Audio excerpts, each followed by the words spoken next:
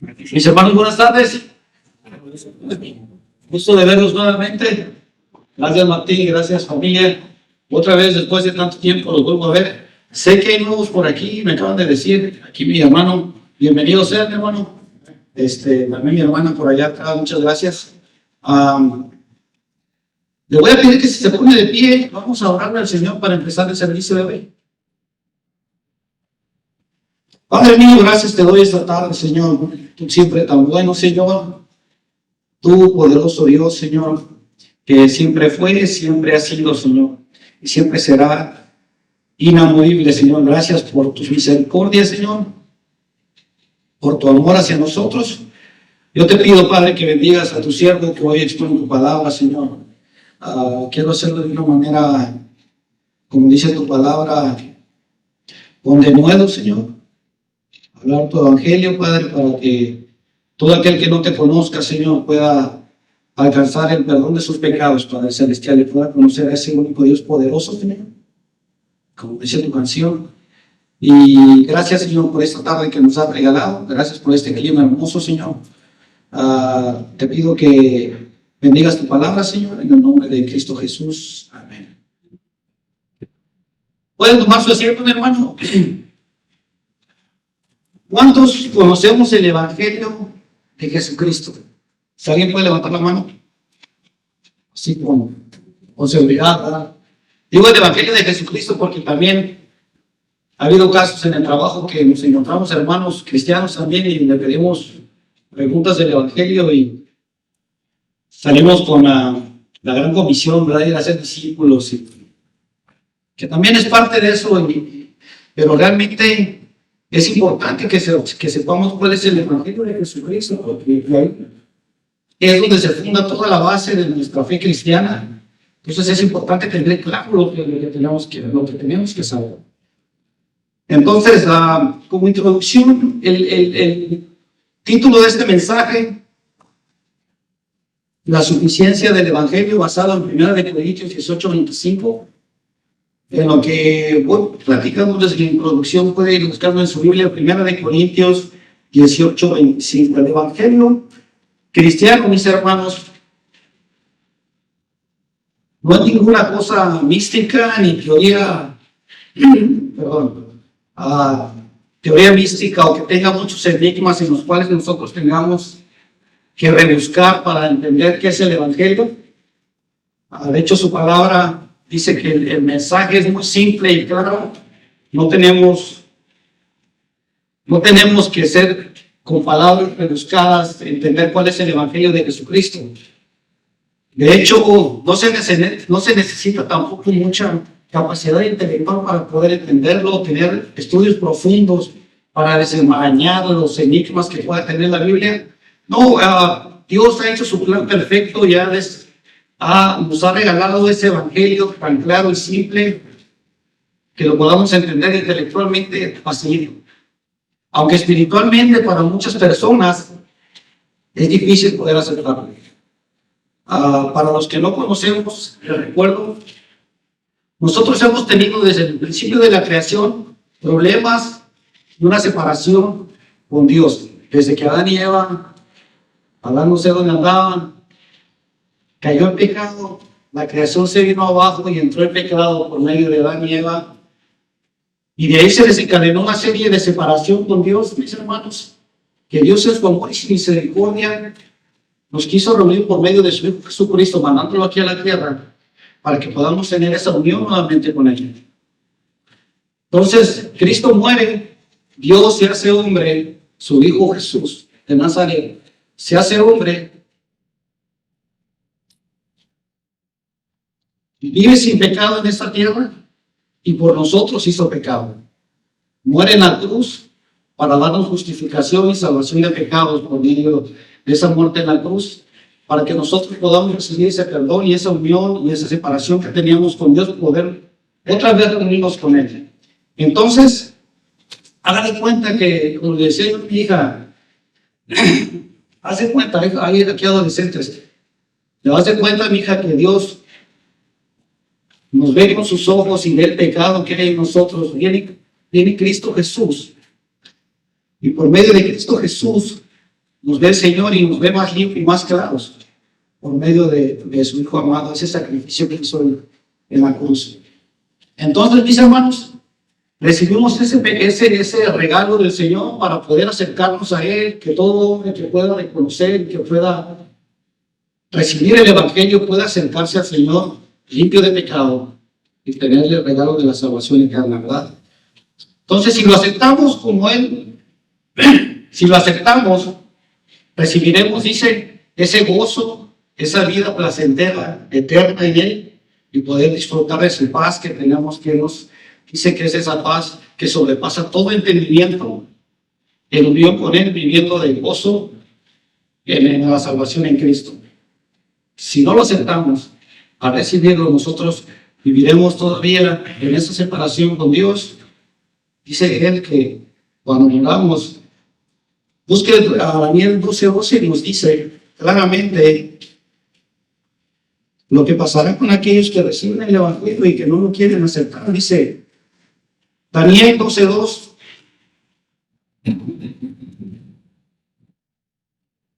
Nos dice, y muchos de los que duermen en el polvo de la tierra despertarán, unos para la vida eterna y otros para la ignominia, para vergüenza, dice, para el desprecio eterno. Pero, mi hermano, si aquel que ha recibido el Evangelio y no lo ha aceptado, tenga cuidado. Tenga cuidado porque morirá de separación con el Señor. Entonces, o eso lo tomas o lo dejas. Fácil, no hay tanta ciencia como para aceptar el Evangelio, y una vez que se te ha explicado cuál es el Evangelio, que has recibido la noticia, la buena noticia de que tenemos salvación, si no lo aceptas es o vivir para Él, de aceptar al Señor como nuestro todo en la vida, o vivir en separación de Él, ¿verdad?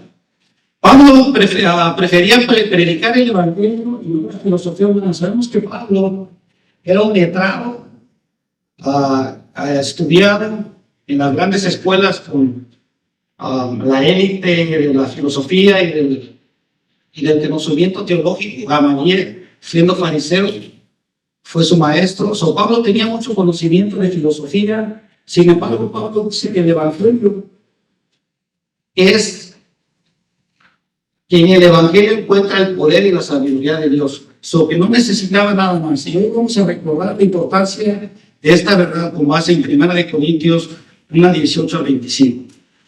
¿Ya lo tienen, hermano? Las iglesias auténticas cristianas tienen su nacimiento, mis hermanos, y se refuerzan por medio del Evangelio. Nada de filosofías y psicología popular para poder atraer gente. Realmente las iglesias cristianas tienen su fundamento en el Evangelio de Cristo. 1 Corintios 18:25. ¿Ya lo tienen por ahí? 1 Corintios 18. 1:18-25. Gracias. 1 Corintios 1:18-25.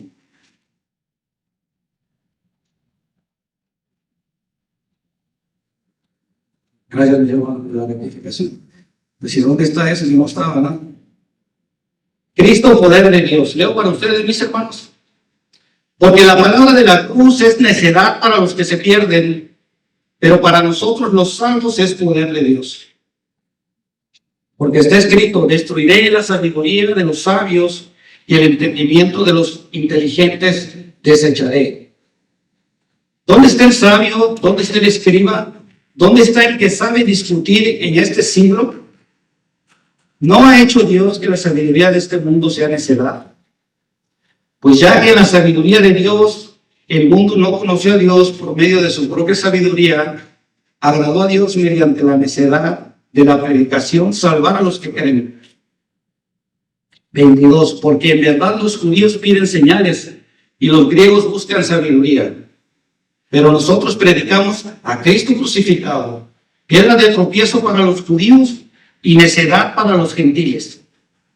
Sin embargo, para los llamados, tanto judíos como griegos, Cristo es poder de Dios y sabiduría de Dios. porque la necedad de Dios es más sabia que los hombres y la debilidad de Dios es más fuerte que los hombres. El título de este mensaje se llama La suficiencia del Evangelio, mis hermanos, y estaremos escudriñando estos versículos que hemos leído, versículo por versículo. Vamos a tratar de irlos haciendo en partes para poder explicar lo que Pablo nos quiere decir aquí. Hay 7 verdades relacionadas en estos versículos que Pablo nos explica y que son verdad en los versículos 18 al 25. El Evangelio, la número 1, sería: el Evangelio es una tontería para mucha gente. Versículos 18 y el versículo 21 nos habla de eso. Dice el versículo 18: porque la palabra de la cruz es necedad. La palabra de la cruz se refiere aquí al Evangelio de Cristo. Sobre la necedad, ya sabemos que es la necedad, la insensatez por la cual los judíos no podían aceptarlo, ¿verdad? Y el mensaje del Evangelio es el anuncio de que Jesús de Nazaret es el Mesías, que murió por nuestros pecados y que resucitó, y que es Señor de todo. Resulta una sin razón para la gente que no conoce a Cristo. Es una tontería estar confiando, dicen ellos, en algo que no se ha visto, que no se ve, y especialmente para aquellos que han estado estudiando, que son más letrados, que su sabiduría, ellos dicen que es una sin razón el estar siguiendo algo que no pueden ver. ¿Cómo es que nosotros ponemos confianza en Dios? Un Dios que no se ve, pero que se dice aquí, en esta Biblia, que es manipulada por hombres, y tienen un montón de excusas, mis hermanos, que no quieren creer en eso. Entonces, para el no cristiano, la historia de que un Dios vino a salvar a su gente y a poder ayudarlos a salir adelante, para ellos es una sin razón, mis hermanos. Dice que hay una manera que parece efectiva para ellos, para los no creyentes, y dentro de la estructura de éxito en este sistema, dice que es mejor creer en qué, mis hermanos. Este mundo, ¿qué dice? Es mejor creer en uno mismo, ¿ah? Es lo que dicen ellos. ¿Cómo vamos a poner nuestra confianza en alguien que no conocemos o que no hemos visto? De hecho, siempre cuando alguien está en problemas o ya está llegando al éxito, ¿qué dicen cuando logran el éxito? Gracias a mí, gracias por mi esfuerzo, gracias por mi dedicación, gracias por todo el esfuerzo. He batallado, pero logré llegar ahí. Entonces vemos que todo para ellos es uno mismo, el egocentrismo de tener la confianza en uno mismo y no en el Señor. Entonces es una insensatez para ellos que un Dios que haya venido a morir por su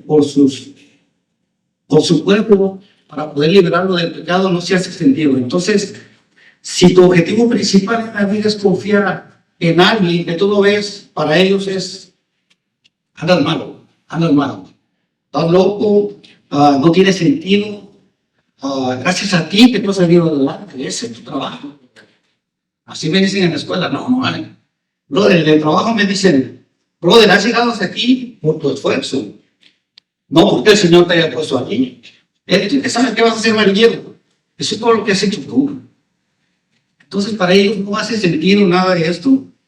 Pablo nos dice específicamente que el Evangelio es una tontería para ellos, y dicho de otra manera, para los que están perdiéndose ahora mismo, dice que la sabiduría de Dios, en el versículo 21, pues ya que en la sabiduría de Dios el mundo no conoció a Dios por medio de su propia sabiduría, dicho en otras palabras sería, puesto que el Evangelio no conoció a Dios, no fue aceptado por ellos por medio de la sabiduría de Dios. Básicamente, como estoy diciendo, es insólito el que incluso familiares, amigos, personas cercanas a nosotros ven sin sentido de lo que nosotros hacemos, que tenemos por prioridad al Señor.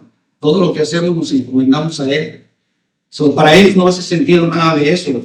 Pero mis hermanos, dice que lo que parece una tontería para el mundo es donde empieza el poder de los hechos. La segunda verdad relacionada con el Evangelio es en el versículo 18, la segunda parte, donde dice: el Evangelio es poder de Dios para los creyentes. Para los salvos, el Evangelio es poder de Dios para sus vidas. 18 dice: pero para nosotros los salvos, es poder de Dios. El contenido del mensaje del Evangelio dice que solamente para un tipo de personas solamente es efectivo este poder del Evangelio, y que es para nosotros los salvos, ¿verdad? El poder dice que se producen más cosas que no se abordan aquí por causa de tiempo, pero que claramente nos dicen que solamente los que se salvan pueden experimentar ese poder que solamente Cristo da.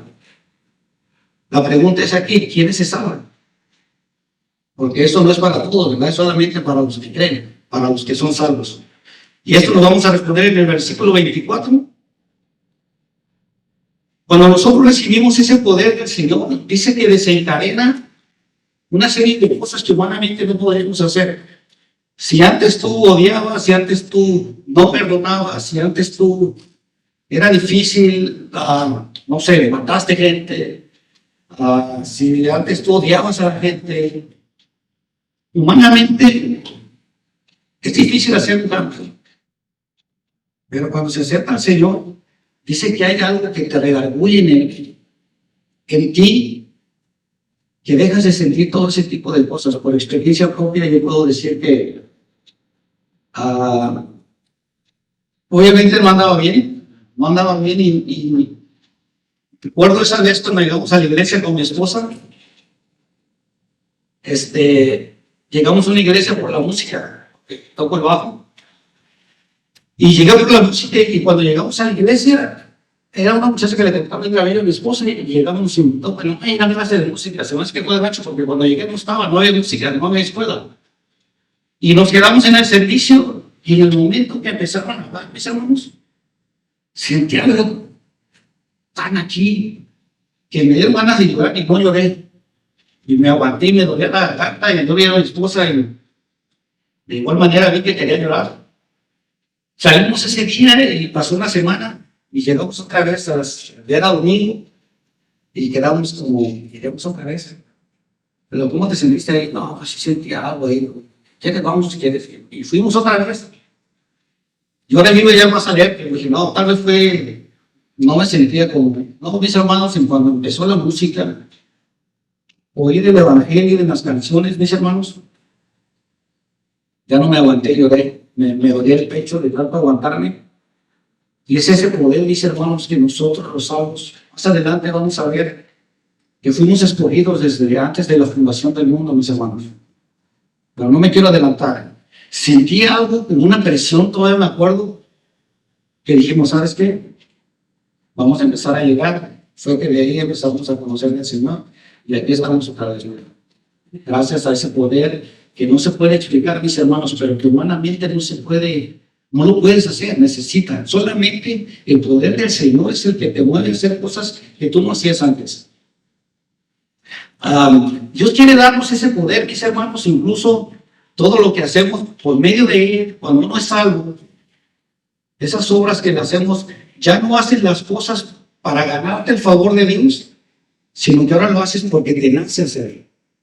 Ya no soy aquel que estoy haciendo esfuerzo como, mándame la selfie con el Señor para que me vea que estoy ayudando a la gente o que estoy haciendo algo bueno para que yo pueda hacerlo a Él. Pero ahora con ese poder que tenemos de salvación, mis hermanos, todo es natural. Uno lo hace con esa complacencia de querer hacer el bien, ya hay más compasión con la gente, más tolerancia, paciencia, bueno, ese es tu trabajo.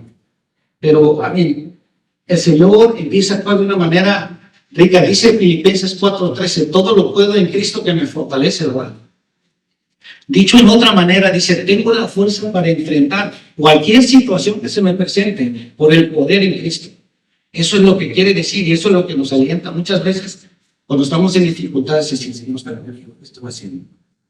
Entonces en la tribulación hay ese tipo de gozo que no lo puedes explicar, pero que ya no te sientes tan solo. Entonces, hay poder en el Evangelio de Cristo. Y Dios quiere darnos eso, mis hermanos. Dios quiere darnos eso. Cuando anunciamos el Evangelio de Jesucristo, se anuncia su poder. Anunciamos que Él tiene la capacidad de perdonar, de redimir, de justificar, de santificar a la persona, independientemente de lo que Él haya hecho. Siempre hay redención en Cristo, mis hermanos. No importa lo que hayas hecho, si tú te acercas y crees en Él, Va a haber ese cambio en tu vida y vas a recibir ese poder de Él. No va a ser con tu sabiduría, obviamente, sino por la de Dios, ¿verdad? Y esto nos conecta a nuestra tercera verdad relacionada con el Evangelio, que se encuentra en los versículos 19 y 20. Dios rechaza la sabiduría humana contraria a su Evangelio. Dios se creó el plan de salvación de una manera intencional opuesta a la lógica humana. Es la razón por la que hay mucho rechazo, porque nosotros, según nuestra sabiduría, sabemos lo que queremos en nuestra vida, porque nadie ha vivido tu vida mejor que tú. Tú sabes lo que quieres. Entonces, cuando te presentan el Evangelio de Jesucristo, como que no encaja muy bien. No encaja muy bien porque es dejarte tú para que la voluntad del Señor empiece a actuar sobre ti. Entonces, como no es muy atractivo, muy llamativo, dice 19, porque escrito está, nos menciona Isaías 29:14, que dice esta parte: destruiré la sabiduría de los sabios y el entendimiento de los inteligentes desecharé. Me voy a mover al pueblo de Israel. Cuando el pueblo de Israel tenía ese circulito de bendiciones, se fastidiaban, negaban al Señor, se ponían rebeldes, tenían las consecuencias de esa rebeldía y otra vez volvían a pedir perdón y así se iban siempre. Teniendo profetas, mis hermanos, antes de que tomaran la tierra prometida, les habían dado profetas para que se pudieran comunicar con el Señor. Y ese profeta les daba las órdenes que Dios le quería para su pueblo. Entonces ellos decían, Moisés en este caso, en Deuteronomio 4, 5 y 6, se lo voy a leer. Dice, miren, yo les he enseñado estatutos y decretos tal como el Señor mi Dios me ordenó. Aquí está Moisés hablándole al pueblo de Israel, porque iban a tomar la tierra prometida. Entonces ellos tenían que ser ejemplo para las otras naciones, obviamente para glorificar a Dios, ¿verdad? Entonces dice, para que así nos cumplan en medio de la tierra en que van a entrar para poseerla.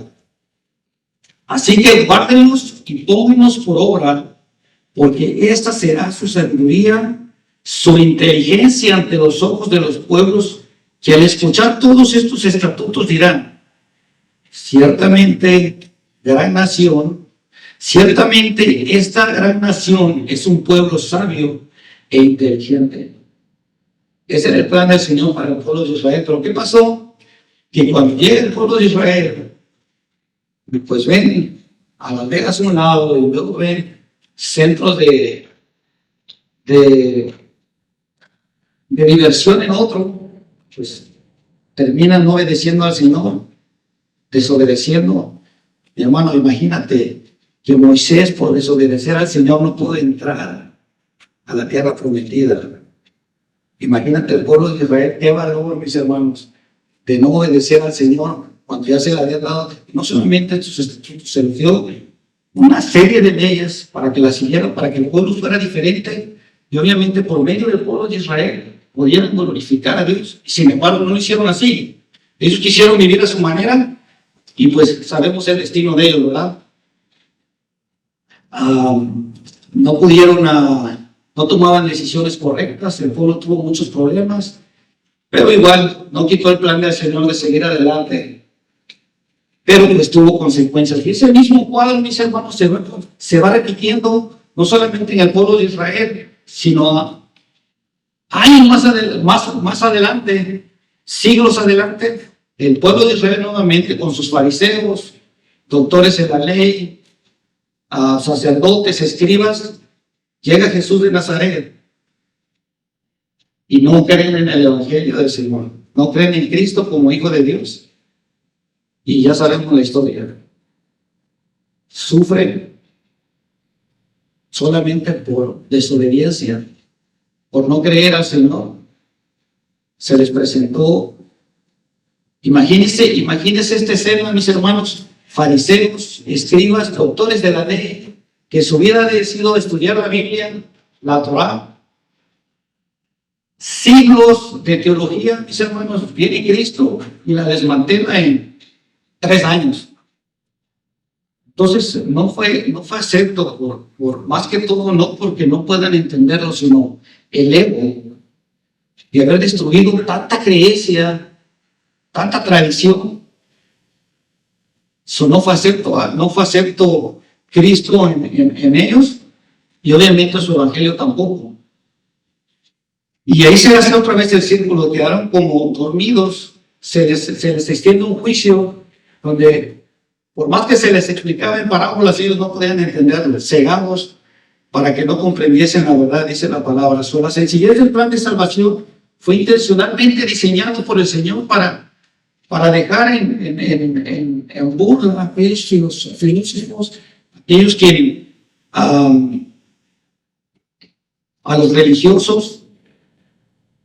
Dice que el Evangelio de Jesucristo no necesita adorno, mis hermanos, no necesita, no sé si hemos visto a veces en televisión o aquellas prédicas que se hacen donde los pastores se toman el tiempo de poder adornar mucho las predicaciones. Obviamente hay mucho estudiado, pero a veces se toman el tiempo como mucha retórica humana. La metodología hace buenos oradores, mis hermanos. Y a veces el pueblo se deja llevar por esa metódica que traen de ser muy alegres, que conectan con la gente.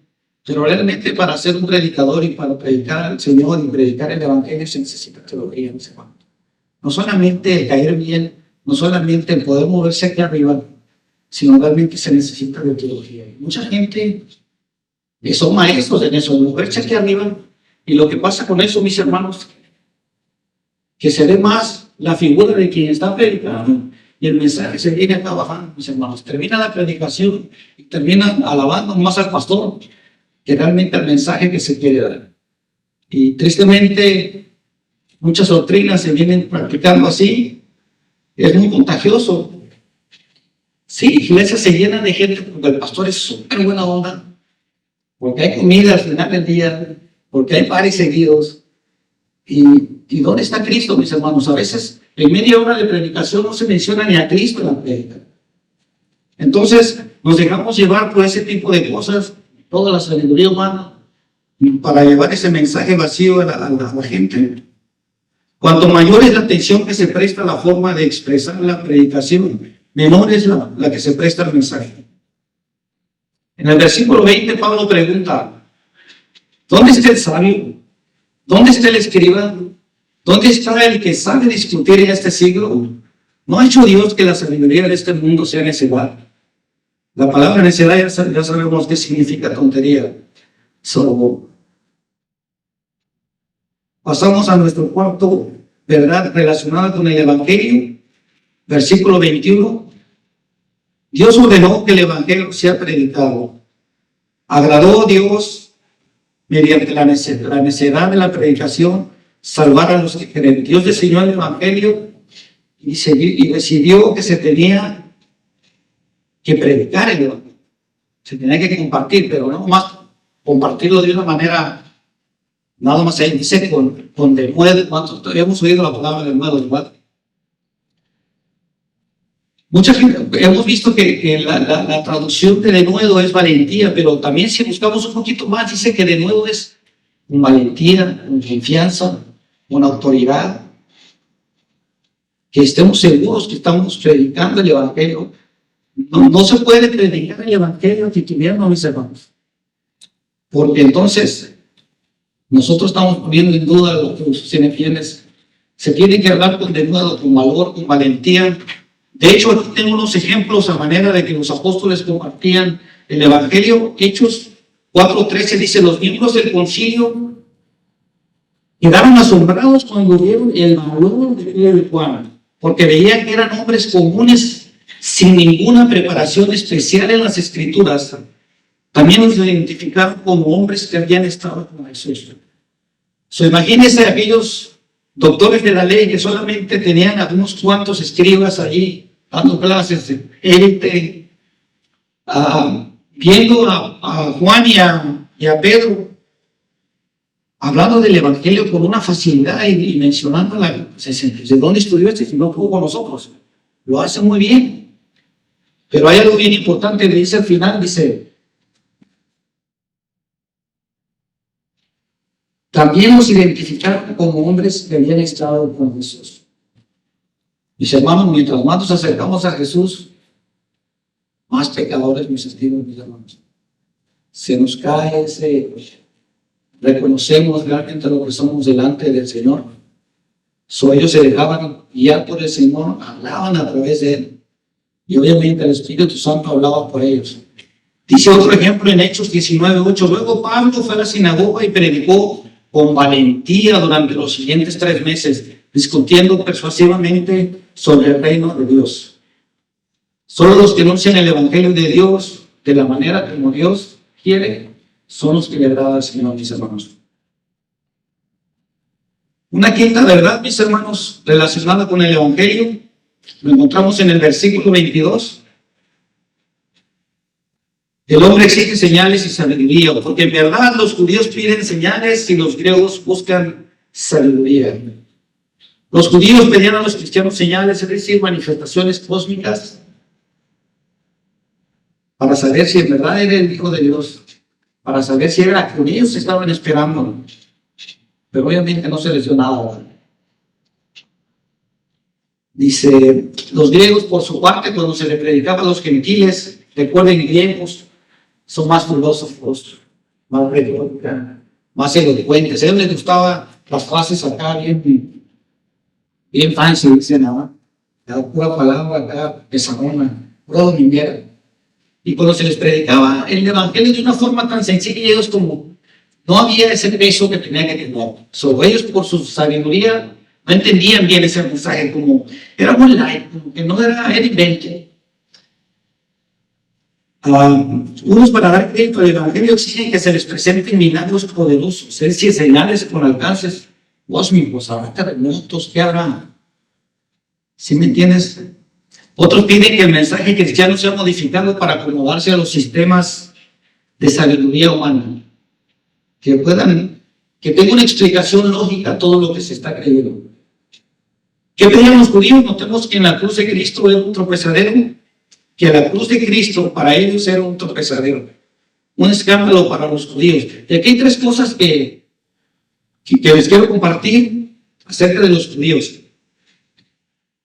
Llega Jesús y ellos con esa mentalidad de que los fariseos eran la élite, las que tenían todas las credenciales para poder llegar al cielo, que les gustaba, dice de una parte en la Biblia que cuando oraban, ya ven que ni se hincaban, hasta parados estaban ahí enfrente, y gracias a Dios no soy como aquel, y yo doy tanto, y le gustaba que la gente los mirara y le dieran ese crédito en las calles.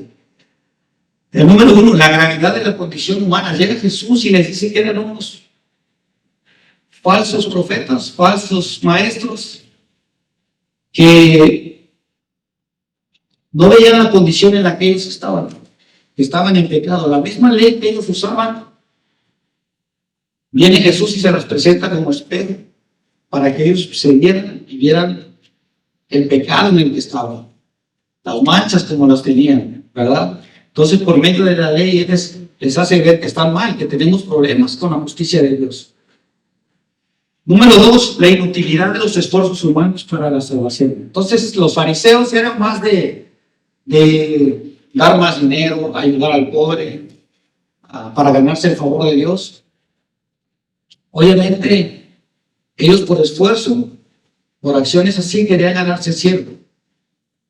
Y el Señor les hace ver que realmente estaban viviendo en pecado. Ellos no podían ganarse el cielo de esa manera, no es por obras, ¿verdad? Y el número 3, el recurso extremo que utilizó Dios para con nosotros,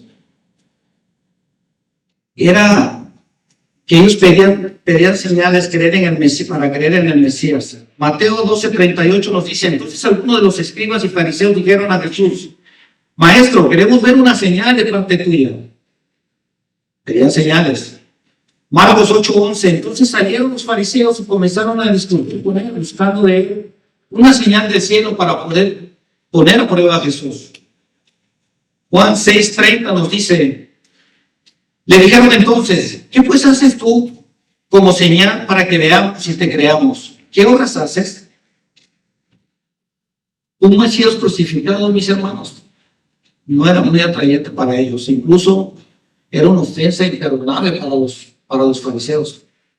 Gálatas 13:13 nos dice: Cristo nos redimió de la maldición de la ley, habiéndose hecho maldición por nosotros, porque escrito está: maldito todo aquel que cuelga en un madero. Imagínense a los fariseos viendo al Rey de Reyes crucificado y decían: si ves, este no es el Mesías que esperábamos. En el siglo XI de nuestra era, unos judíos, rabís, incluso tengo los nombres aquí: Rashi, Kimchi, judíos, que ellos cuando leían la Torá, ustedes saben, leen la Torá, y luego hay una que leen que se llama Haftorá, que es como un comentario que hacen aparte sobre lo que están leyendo de la porción bíblica. Ellos quitaron Isaías 53 de sus enseñanzas. De hecho, leían, dice, del capítulo 52:12, se brincaban hasta el capítulo 54:1, para no leer el Isaías 53, donde muestra el sufrimiento de Jesús, el siervo, el Mesías, lo que tuvo que pasar. Para ellos era insultante eso. Solo quitaron de sus lecturas en las sinagogas y ya no lo leyeron más, el Isaías 53. De hecho, tengo un video, mis hermanos, que a rato los quiero poner. Qué bueno que no están los niños, porque hay figuras fuertes, voy a decir, pero es nada a comparación de lo que vamos a ver. Y es del Isaías 53, de lo que el Señor los judíos quitaron de su Haftorá para no leerlo y para no mencionarlo ahí, porque era una cosa que ellos no soportaban ver. Ahora bien, ¿qué pasa con los gentiles, con los romanos, con los griegos? La cruz era una insensatez. Imagínense los dioses griegos, los dioses del Olimpo, que creo que son hasta 12 imagínense. Pero los dioses de ellos tenían una característica especial. Ellos sí bajaban a la tierra, ciertamente, pero pues para saciarse de los deleites de la tierra, embriagarse con todos los placeres carnales que hay aquí, incluso robo de doncellas, se convertían en animales para poder tener relaciones sexuales con las princesas que estaban ahí, embarazaban a las mujeres bellas. Esos son los dioses de Olimpo, esos son los dioses griegos, a los que, esos sí son dioses, decían los griegos. ¿Cómo es posible que un Dios va a venir y se va a dejar morir por su gente? No hay lógica en eso. Eso no es de Dios. Entonces, ellos, acostumbrados a sus dioses olímpicos, no era nada que ver con eso. Dice que, ¿cómo podían ellos comprender el amor abnegado de Dios que llega hasta el sacrificio de su único hijo para salvar a su pueblo perdido? No era coherente, no tenía sentido. Esas eran las marcas de un Dios sabio y poderoso, decían los griegos. Nada que ver. Esos no son dioses. No esa era la sabiduría, la filosofía de los griegos. ¿Cómo buscar la salvación en alguien que murió para redimir a su pueblo? Si no se pudo salvar ni él mismo, a los ojos de ellos, ¿verdad? ¿Qué necedad? ¿Cómo podemos ver, mis hermanos? No todos los hombres rechazan el evangelio de la misma manera. Muchos lo rechazan por cuestiones filosóficas, otros porque no les agrada. Los hombres piensan que son dignos de poder pasar por un escáner el evangelio de Jesucristo. Error, mis hermanos, error. Dios no consintió a ninguno de ellos, solo les ofrece el evangelio, pero no hay más. Hablaba con uno del trabajo y decía, porque llega a una iglesia también y le platiqué lo mismo. Brother, ¿para qué es el evangelio? ¿Me puedes platicar de él? ¿Cómo es en tu iglesia? No, pues una obra de alabanza, vienen una oración, te llenas y lloras y sudas y estás preparado para recibir el mensaje. Le digo, sí, pero ¿cuál es el evangelio? O sea, ¿sabes cuál es el evangelio? Sí, si hermanos son salvos. O sea, no, brother, es que hay unas consecuencias del evangelio, ¿verdad? Tú cuando empiezas te conviertes, no está mal, sí, amas a la gente, amas a tus hermanos, pero esa es consecuencia de haberte convertido por el Evangelio. ¿Cómo? No te entiendo. Sí. Dice, le platiqué, le digo, mira, espérame, para que no nos confundamos, si no te sientes, porque ya me ha pasado que como les empiezo a decir, ¿cuál es ese me lo dice y le empieza a hablar? Yo no quiero entrar en controversias, pero esto es lo que dice la Biblia, no es mi historia, ¿verdad? Dice que el Evangelio de Cristo, la primera de Corintios 15:3, ¿verdad? Así en corto, un versículo te lo dice. Y Cristo se hizo hombre y murió por nuestros pecados, ¿verdad? Dice que murió para perdón, que resucitó para justificarnos delante de Dios. Ese es el Evangelio de Cristo. Pero mira, brother, dice, es que luego tienen una respuesta, luego, fíjate, y que me dice, pero brother, por ejemplo, tú me hablas del sacrificio, la sangre, de la muerte de Cristo, ¿cómo se los explicas a los jóvenes? O sea, los jóvenes no van a poder procesar ese sacrificio, ese dolor que tú. Dice, creo que se tienen que ir, no, brother. El Evangelio se tiene que predicar como se tiene que predicar. Cristo no me dio nada, no le echó agua para rebajarlo, no nada, brother. Eso se tiene que presentar como siempre se presenta. Entonces no importa si joven o oye, tiene que procesar eso. Dios, es más, nuestra inteligencia está limitada, mis hermanos. Todo lo que está escrito en la Biblia, toda revelación ya ha sido hecha. Si no está en la Biblia, brother, no te metas en algo de querer descifrar y desenmarañar cosas y por tu sabiduría quieres entender. Entonces, vemos que muchos lo rechazan de muchas maneras. Tengamos cuidado con eso, especialmente los jóvenes. Quiero pasar a la sexta verdad relacionada con el Evangelio. La iglesia debe ofrecer a Cristo crucificado. Dios ordenó a nosotros ofrecer el mensaje de Cristo crucificado a todo el mundo como medio de salvación, aunque a algunas personas les resulte escandaloso, a otras les parezca tonto. Dice el versículo 23, pero nosotros predicamos a Cristo crucificado, piedra de tropiezo para los judíos y necedad para los gentiles. La frase por nosotros está hablando Pablo a los apóstoles, a los predicadores, a los misioneros. Obviamente apóstoles ya no hay en este momento, pero sí tenemos misioneros, sí tenemos predicadores y sobre todo tenemos una iglesia grande en la que cualquiera de nosotros puede predicar el Evangelio, porque no lo sabemos, ¿verdad? Obvio, ¿verdad? Sí lo sabemos, ¿verdad? Amén, ¿verdad? Entonces, debemos de presentar a Cristo crucificado. Dice, los cristianos no se intimidan de los judíos ni de los griegos. Dicho en otras palabras, nosotros no nos intimidamos con gente que a veces muy preparada, si tiene buenas. Es más, nos ha tocado mejor decir, ¿sabes qué? Mejor estoy mejor. Porque lo explicas y ellos sacan unas muy buenas que mejor no nos metemos en detalle. Solo lo que nos toca hacer es predicar el Evangelio como tenemos que predicar y el Señor hará lo suyo. Porque es importante, no importa si el tipo es preparado, no importa si el tipo es muy a la defensiva o es estéril.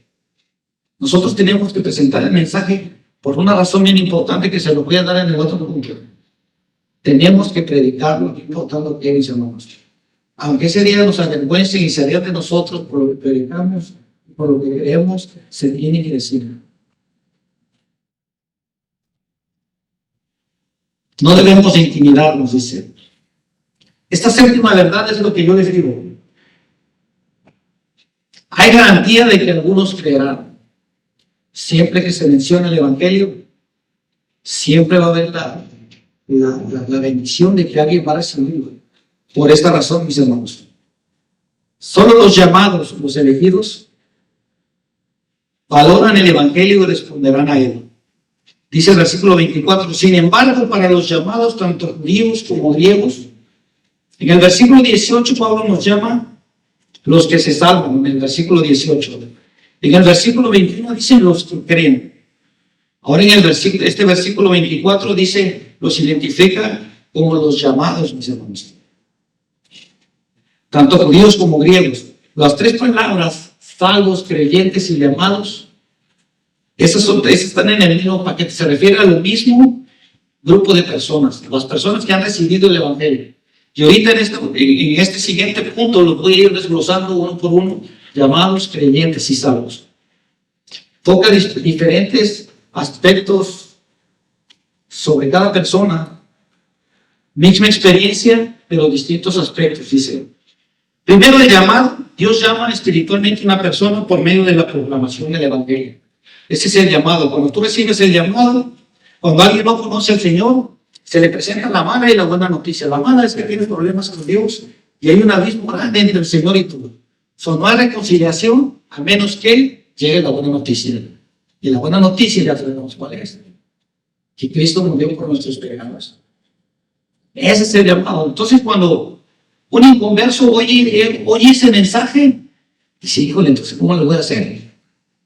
Bueno, pues tienes que hacer adaptación, tienes que creer en él. Entonces, cuando llega esa espinita de que, a ver, explícame más, llega al segundo punto y dice que es los que creen.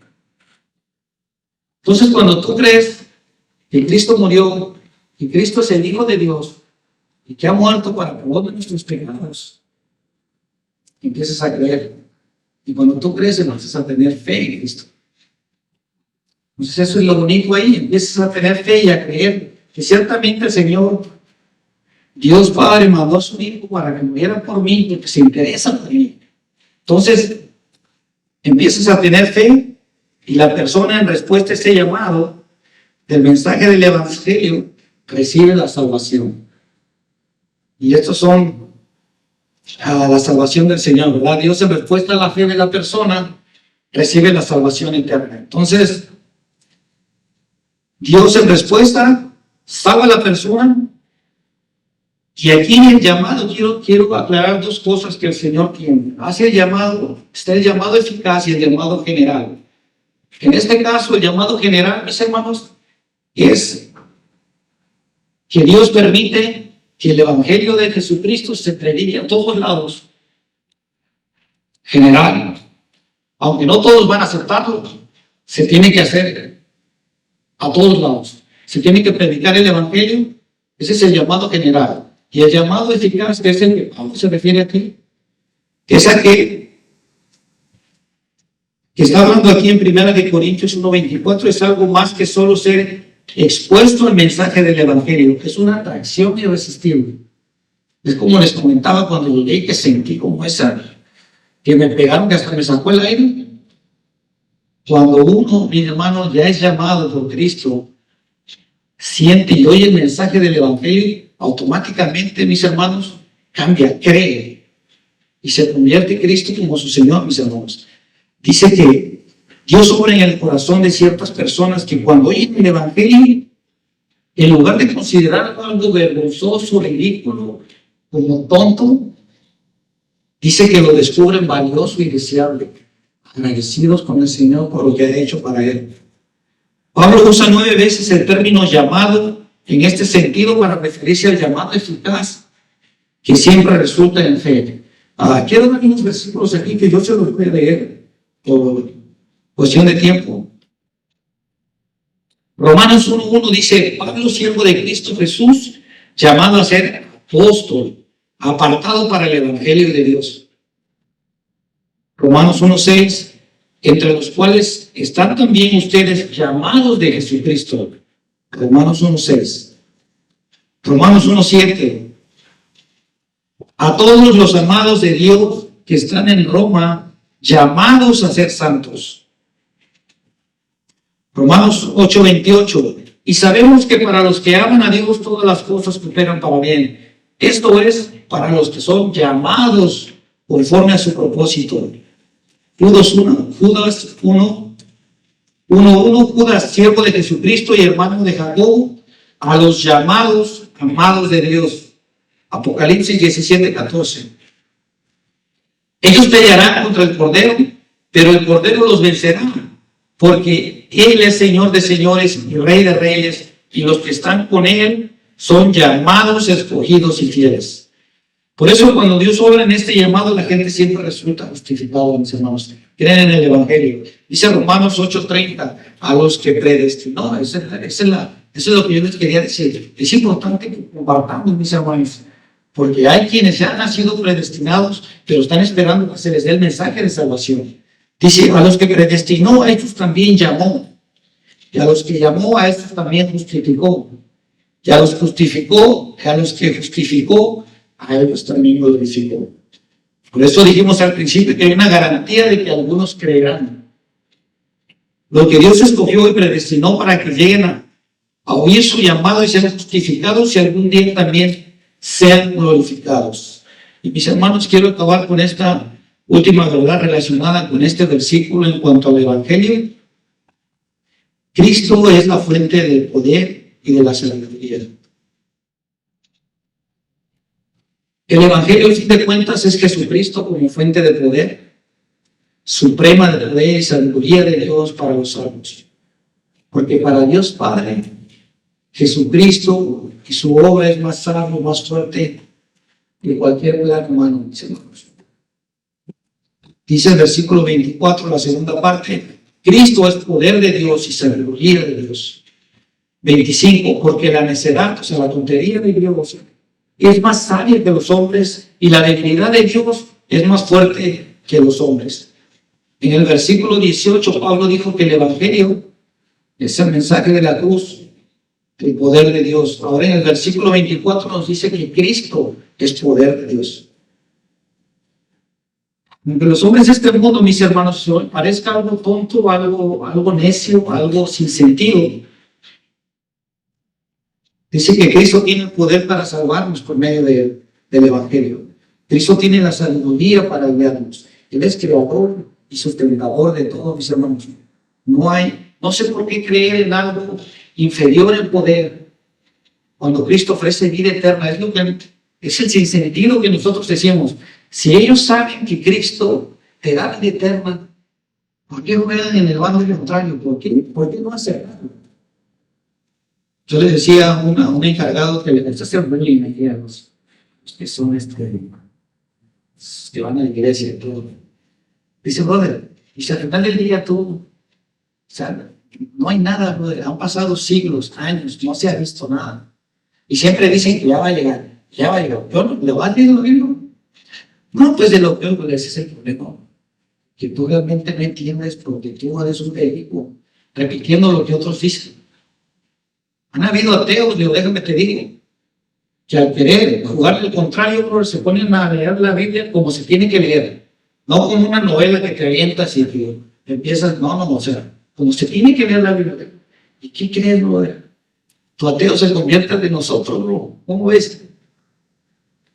Y es gente que le gusta nomás llevar la contraria, mis hermanos, y saben que si no estás bien con Dios, mis hermanos, te desanima. Te desanima y le está leyendo todo. El trabajo es donde más tiempo pasamos. Y el que tú no estés firme en la fe que tú profesas, si no estás firme en lo que tú has querido compartir el Evangelio, mis hermanos, estás frito. Estás frito, no sé a qué le vamos a jugar, pero realmente tenemos que tener bien en claro el Evangelio de Jesucristo, mis hermanos. Es la base fundamental de nuestra iglesia, mis hermanos. Es lo que es más, nuestro comportamiento tiene que decir que realmente creemos en el Evangelio. Nosotros somos testimonio de eso. Entonces, es poder el Evangelio, mis hermanos. Es poder para nosotros ahora. Mis hermanos, quiero presentarles un video. Es algo con escenas. Es el Isaías 53, que los judíos no quieren ver, que los judíos no quieren leer, pero que es poco lo que se va a ver ahorita de lo que Cristo tuvo que haber pasado, mis hermanos. Quiero que lo vean.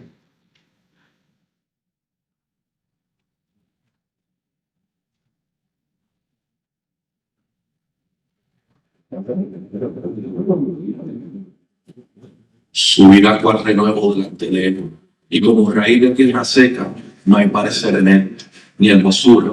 Le veremos, más inatractivo para que le deseen, despreciado, desechado entre los hombres, varón de dolor, experimentado en quebranto, y como que escondido en el rostro, fue menospreciado y no le estimamos.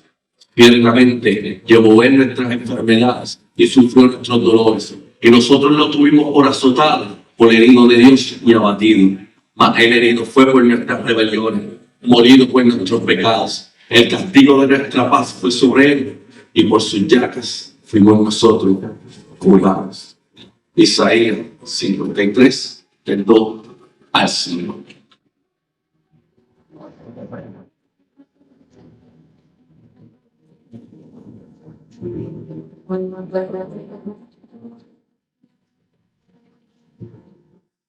La sangre corre por su frente, cegando su ojo hinchado. Lleva sus vestidos rasgados por su sangre manchada. Su espalda digna de rojo por los latigazos.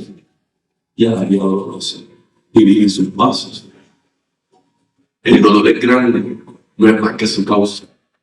Y aunque va despacio, el calvario va sin pausa.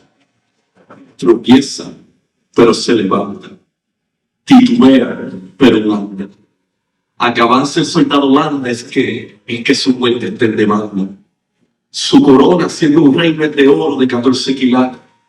Es de espinas punzantes, su cetro no es de diamantes, sus vestiduras no son elegantes, ni su palacio de esmeraldas brillantes.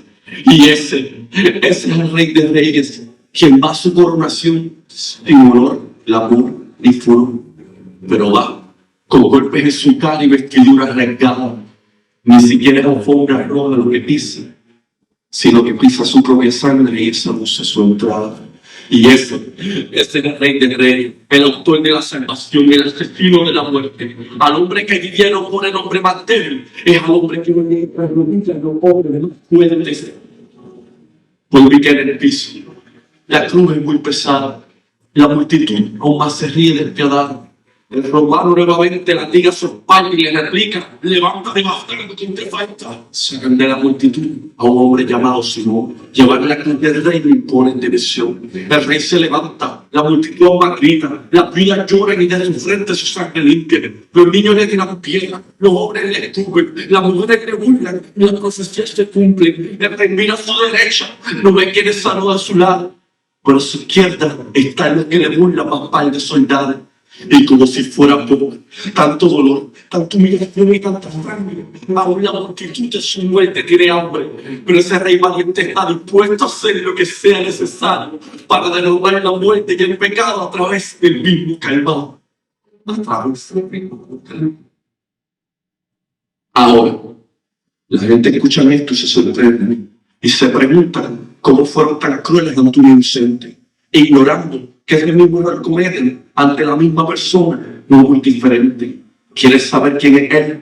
Ven y averigua. Y te mostraré que él es más que un personaje de historia antigua, porque él es más que un carpintero nacido de una virgen que la son aquellos que le eligen, porque él es el que escupes cuando a la iglesia naciste, el que niegas cuando ignoras que sí, el que golpeas cuando tu ayuda rechaza, el que la niegas cuando su amor reemplaza, el que burla cuando su poder subestima, y el que desnuda cuando su imagen lastima, el mismo que sabe que nosotros le justificamos, es el mismo que nos perdona sin reclamos, porque él es el que siempre está sin importar dificultad. Quien te conoce por nombre, apellido y necesidad, quien camina junto a ti una vida más, quien pone otra mejilla de paz, quien muere por tus pecados, más puesto por resucita, porque no es quien tú quieres, él es quien tú necesitas, quien no te abandona aunque dudes de su existir, porque aunque no creas en él cree en ti, el que te ama día a día, el que venció la tumba fría, el que te ve, el que te cuida y el que te da tu herida, el que te vivo en tu amigo, en la soledad eres tu amigo, en la duda te consuelo, en el deseo eres tu alero, en la pregunta la respuesta, el que vuelve que le deja, el que ríe cuando ríes, el que escucha cuando llora, el que te alienta cuando sufres, el que nunca te ignora. Él es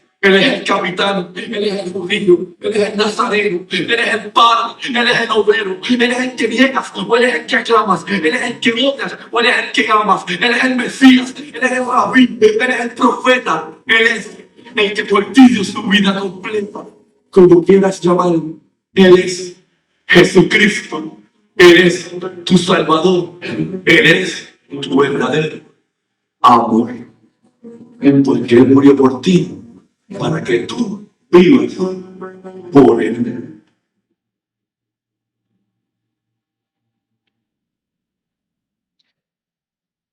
Él es un Jesucristo, mis hermanos.